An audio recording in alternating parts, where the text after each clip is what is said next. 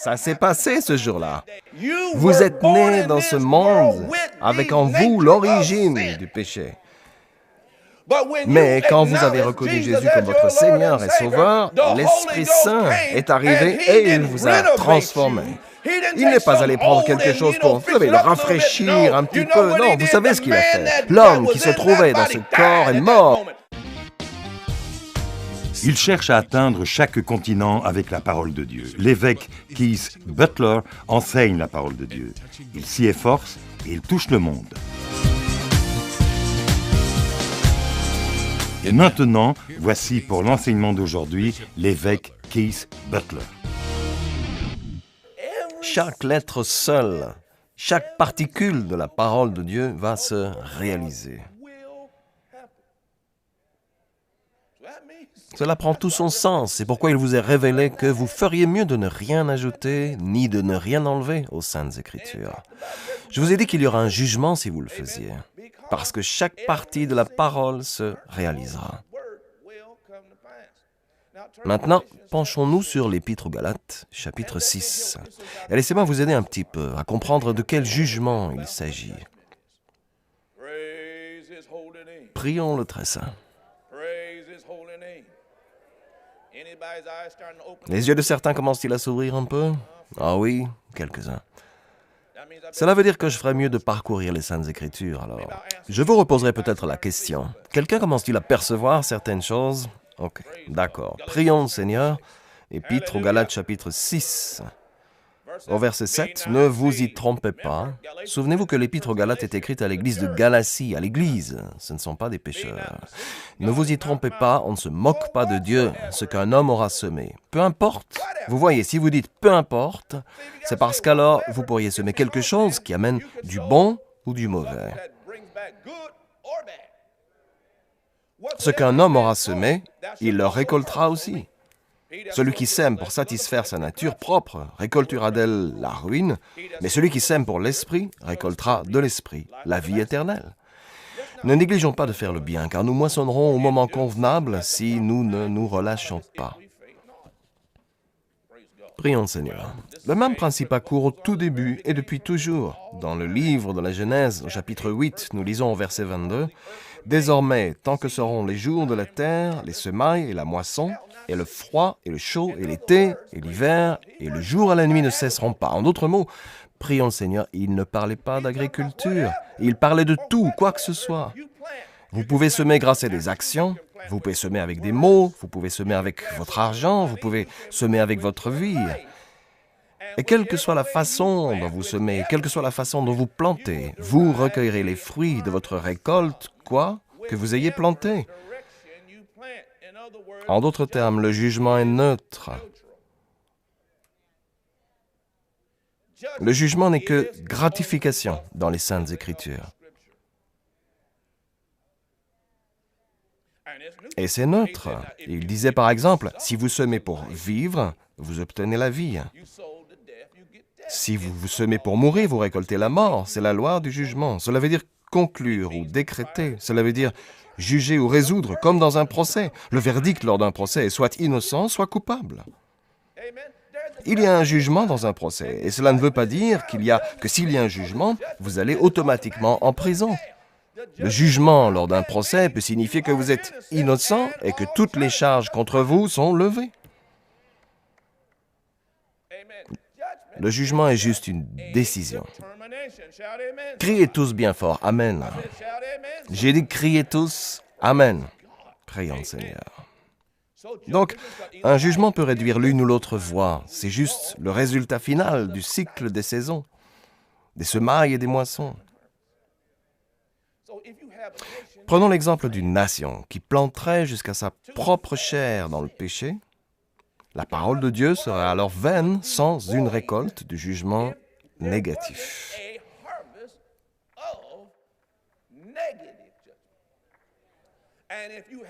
Et si vous avez une nation ou une personne ou un groupe qui respecte la parole de Dieu et sème cela, la parole de Dieu serait vide de sens si elle ne produisait pas la bénédiction.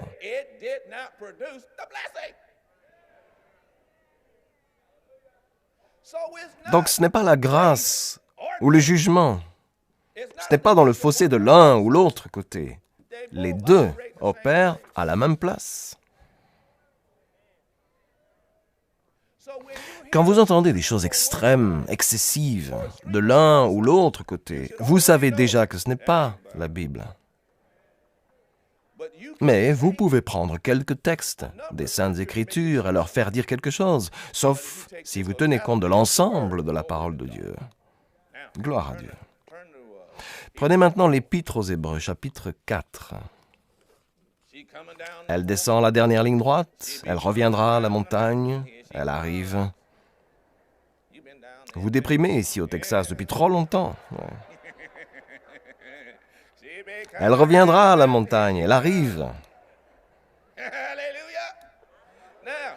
Maintenant, prions le Seigneur. Revenons à l'Épître aux Hébreux, chapitre 4, et laissez-moi conclure ceci. Êtes-vous prêts à crier?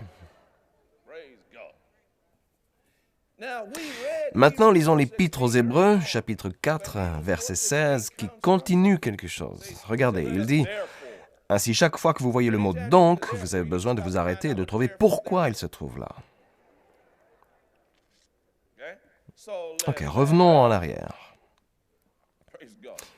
Nous pourrions tous revenir au verset 1. Je n'ai pas le temps d'y revenir, mais je vous encourage, quand vous serez chez vous, à revenir au verset 1.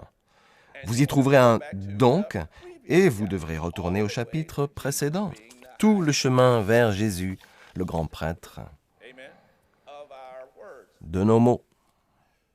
Mais agenouillons-nous et commençons à lire. Prions le Seigneur. Prenons le verset 10.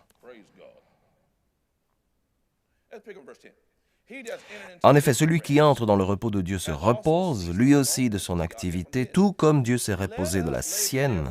Empressons-nous donc d'entrer dans ce repos. Pourquoi? Parce que les enfants d'Israël ne sont pas entrés dans ce repos. Au verset 2 de ce chapitre, ils étaient terrorisés. Ils n'ont pas mélangé la foi et la parole, et ils n'ont pas fait une percée dans la terre promise. D'accord? Vous allez maintenant au chapitre 3. Ce qu'il dit vous semblera vraiment clair. La terre promise était le repos de Dieu, ou un endroit à disposition pour eux. Et Dieu a une telle place pour vous. Il a une terre promise à part, consacrée pour vous. Voici l'endroit où ils ont apporté leurs vignes, mais quand ils sont revenus, ils ont dit « Hé, ce pays est comme Dieu avait dit, un pays avec du lait et du miel. » Mais ils ont raconté qu'il y avait des géants dans ce pays. Ce que Dieu a pour vous, c'est aussi un endroit où abonde le lait et le miel. Mais sachez également que chaque fois que vous obéissez à Dieu et que vous allez là où il vous envoie, il y aura des géants. Donc arrêtez de gémir à cause de ça. Oh, qu'est-ce que c'est que ça? Oh. Vous devez savoir que cela fait partie du territoire. La parole a dit que si vous recevez au centuple, vous serez persécutés en même temps. Évangile selon Marc, chapitre 10, Satan ne va pas juste imposer sa loi et vous maudire, parce que tous veulent vous voir maudits. Ils accourent vers votre Jésus, donc il essaye de vous faire céder, alors il utilisera la souffrance, la persécution, les soucis de ce monde, les nouveaux riches déloyaux et d'autres choses lubriques pour essayer d'étouffer la parole, pour la rendre inféconde. C'est pourquoi ne soyez pas l'exemple pour autrui. Vous vous dites, pourquoi Dieu laisse-t-il tout cela se produire? Mais c'est la loi de la planète. Et il ne faut pas s'imaginer Dieu assis sur son trône en se disant « Tiens, aujourd'hui je pense que je vais faire souffrir un tel. » Non, il y a une loi spirituelle qui nous dépasse. C'est comme la loi de la poussée pour un avion, vous voyez. Il y a une formule, une loi de la poussée, qui dit que l'air passe au-dessus de l'aile à un certain angle et selon une certaine forme de l'aile. Vous donnez une poussée à cela et devinez ce que vous obtenez. Vous obtenez un avion qui vole à 10 000 mètres. Mais si vous retirez quelque chose à cette loi, vous faites fi de la propulsion, vous découvrirez une autre loi, toujours valable. Ça s'appelle la loi de la gravité. Vous voyez, une loi est une loi.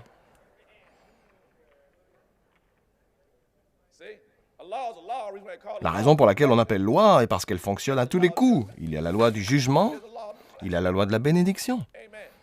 Ce n'est pas juste Dieu assis là qui déclare « Bon, aujourd'hui on fait ça ». Non, il y a des lois en jeu. Si vous prenez les semailles, les saisons et la récolte, et que personne n'entend ça comme Dieu le dit, reprenez-vous en main et revenez vers moi. Il essaye de vous mettre en garde. Vous êtes sur le point de foncer dans le mur. Et il enverra des prophètes pour vous dire, vous êtes sur le point de foncer dans le mur. Alors il se trouvera toujours ici quelqu'un pour dire que ce n'est pas un mur. C'est un mur, il y a un mur. Et si vous ne vous détournez pas, vous le percuterez. Est-ce que vous m'écoutez? Dieu met toujours en garde ses fidèles pour qu'ils n'adhèrent pas au jugement négatif. Seigneur, je t'écoute. Le Seigneur m'a dit de vous montrer encore quelque chose. On revient tout de suite à l'épître aux Hébreux, mais allons maintenant dans la première épître aux Corinthiens, chapitre 11. Vous m'en donnez la permission? Oh, je suis heureux que vous me la donniez, merci. Certains d'entre vous n'ont pas dit Amen, donc. Bon, maintenant je vais faire mon travail en tant qu'évêque. Je le fais, quoi qu'il en soit. Première épître aux Corinthiens, chapitre 11, verset 27. « C'est pourquoi celui qui mange ce pain ou boit la coupe du Seigneur... » À qui cette lettre est écrite? À qui? À quelle église? Des Corinthiens? Sont-ils sauvés? Sont-ils remplis de l'Esprit Saint? N'est-ce pas cette église qui a reçu toutes ces prières en langue étrangère et tous ces dons de l'Esprit Saint? N'est-ce pas cette église? C'est pourquoi celui qui mange ce pain ou boit la coupe du Seigneur indignement sera coupable envers le corps et le sang du Seigneur. Que chacun donc s'examine lui-même et qu'ainsi il mange du pain et boive de la coupe, car celui qui mange et boit indignement, sans discerner le corps du Seigneur, mange et boit un jugement contre lui-même. Et ici, il est bien question du mot « jugement ». C'est pour cela qu'il y a parmi vous beaucoup, soulignez le mot « beaucoup ». Il nous pose une question. Pourquoi Dieu a-t-il permis que tout cela arrive? La question n'est pas que Dieu a permis ça. Vous voyez ce mot « beaucoup ». Quelqu'un me demande ce que « beaucoup » signifie. En abondance, oui, c'est juste. C'est pour cela qu'il y a parmi vous beaucoup d'infirmes et de malades et que plusieurs sont morts. Beaucoup, beaucoup, pas quelques-uns, dans l'Église. Pourquoi les gens se sentent si mal dans l'Église? Eh bien, c'est qu'ils ont attrapé quelque chose dans l'Église. C'est sans doute la faute de l'Église. Mais non, l'Église n'a rien à voir avec ça. Ça dépend de ce que les gens font avec les lois des semailles, saisons et récoltes. L'Église n'a rien à voir avec cela. Vous écoutez ce que j'ai dit? C'est pour cela qu'il y a parmi vous beaucoup d'infirmes et de malades et que plusieurs sont morts. Église et beaucoup d'hommes, ce qui signifie qu'ils mourraient tôt. Beaucoup d'entre eux. Beaucoup dans les prières en langue étrangère, remplis de l'Esprit Saint, instruits par l'apôtre Paul, trouvés par Paul, réunis par Paul, instruits par Paul. Beaucoup d'entre eux mouraient et beaucoup étaient malades dans l'Église. Pourquoi? Parce qu'ils ne cernaient pas correctement le corps. Autre enseignement, je n'ai pas le temps. Prenez note de ce qu'il a dit au verset 31. « Si nous nous examinions nous-mêmes, nous ne serions pas jugés. Mais quand nous sommes jugés, c'est le Seigneur qui nous corrige afin que nous ne soyons pas condamnés avec le monde. » Le mot « corriger » signifie ici « instruit ». Il est ici à nouveau, alors combien d'entre vous vont le voir? Très bien, retournons à l'Épître aux Hébreux. Terminons ça. Je vais conclure ici même avec l'Épître aux Hébreux. Puis-je entendre 3 Alléluia?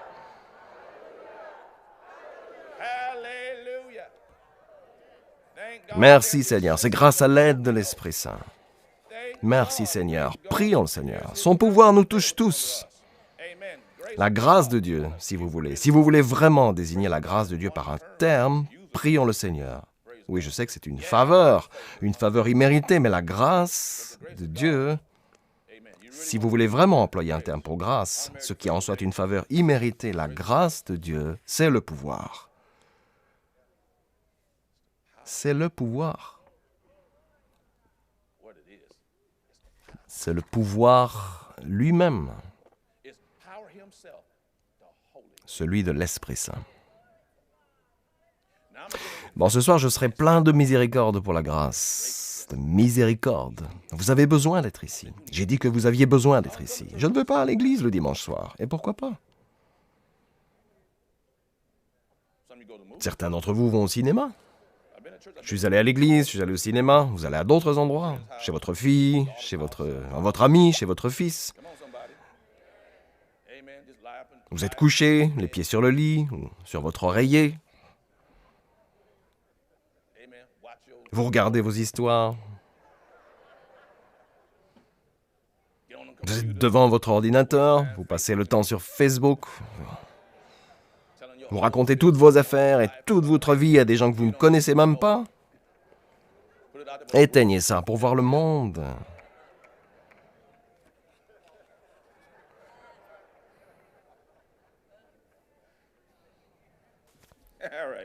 D'accord, prions le Seigneur. Au verset 11, « Empressons-nous donc d'entrer dans ce repos afin que personne ne tombe en donnant le même exemple de désobéissance. En effet, la parole de Dieu est vivante. » Il y a le mot « vivante », c'est quelque chose de vivant. Et la parole de Dieu est active. La parole de Dieu est efficace. Plus tranchante que toute épée à deux tranchants, pénétrante jusqu'à séparer âme et esprit, jointure et moelle. Elle juge les sentiments et les pensées du cœur. Aucune créature n'est cachée devant lui. Tout est nu et découvert aux yeux de celui à qui nous devons rendre des comptes. Il parle de Jésus comme incarnant la parole. Remarquez que le mot est « son ». Puisque c'est vrai ainsi, puisque nous avons un souverain grand prêtre qui a traversé le ciel, Jésus, le Fils de Dieu, restant fermement attaché à la foi que nous professons. Nous avons un éminent prêtre en chef, un grand prêtre, et qui fait son boulot de grand prêtre, faire un sacrifice au sein des saints, une fois par an, et offrir le sang de ce sacrifice pour racheter les péchés d'une année. Mais Jésus n'est pas seulement le prêtre en chef de la loi. Il est le seul et l'unique.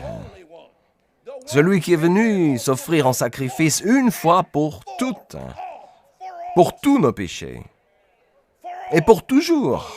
Gloire à Dieu. Il est le chef des prêtres. Il a du sang sur les mains, et le sang qu'il a sur les mains, c'est le sien.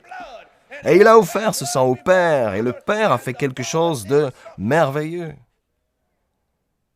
Maintenant, laissez-moi vous préciser un petit détail.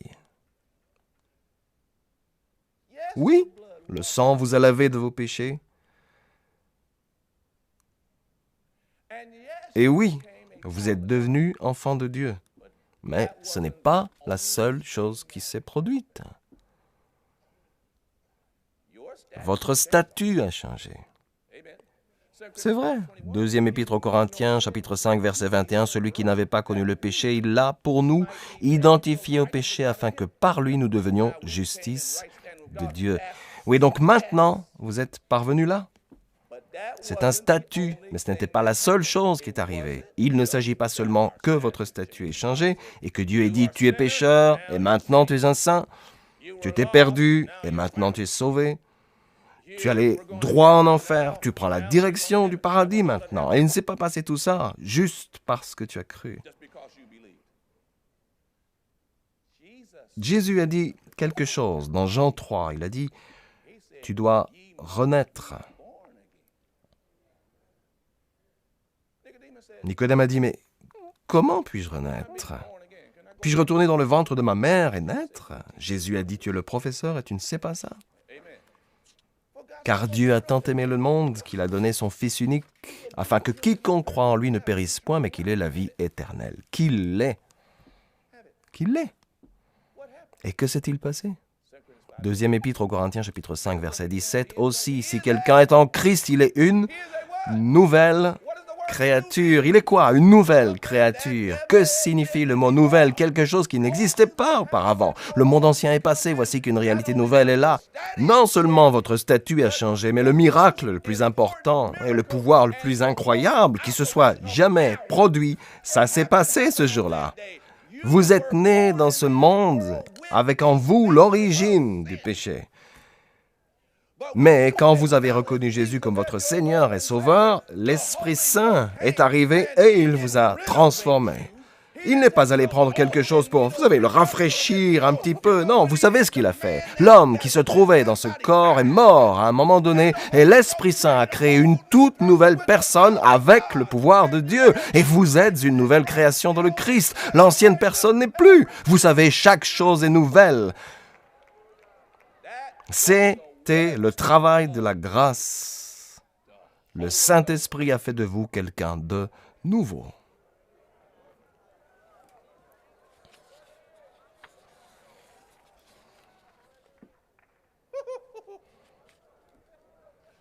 Terminons le chapitre 4, verset 14. Ainsi, puisque nous avons un souverain grand prêtre qui a traversé le ciel, Jésus, le Fils de Dieu, restons fermement attachés à la foi que nous professons. Nous n'avons pas un grand prêtre incapable de compatir à nos faiblesses. Au contraire, il a été tenté en tout point comme nous, mais sans commettre de péché. Approchons-nous donc avec assurance du trône de la grâce. Approchons-nous donc avec assurance du trône de la grâce, lequel est un lieu de jugement.